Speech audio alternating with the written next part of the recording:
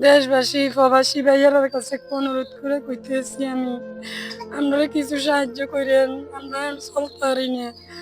মেয়ে বাচ্চা, মেয়ে দুইজন, ছেলে একজন, তারা লইয়া খুব কষ্ট হইতেছে আমাকে চলতে। রাইতে বিয়েলের নিশি দিয়ে রাত মানুষের কাছে যাইতাম, মানুষের বিপদে গাড়িগুলো ধরাইতাম, মানুষের হসপিটাল যাইতো, ডাক্তারের কাছে যাইতো, আমরা যাইতাম।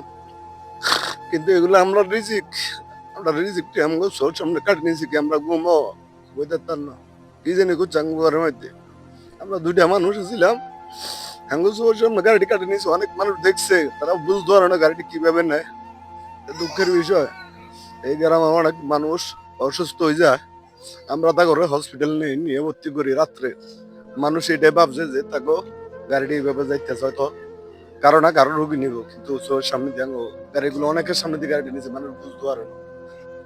আমি বহুত কষ্টে মানে না খাইয়া না দাইয়া মানে আমার জীবনটা শেষ হয়ে গেছে। মানে কতদিন যে কুয়াশা ছিল আমি নিজেও কল্পনা করি কুলাইতে পারতেছি না।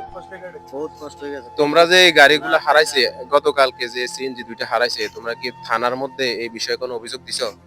হ্যাঁ গেছিলাম তো, থানার মধ্যে অভিযোগ দিছো? হ্যাঁ সিটি করে এসে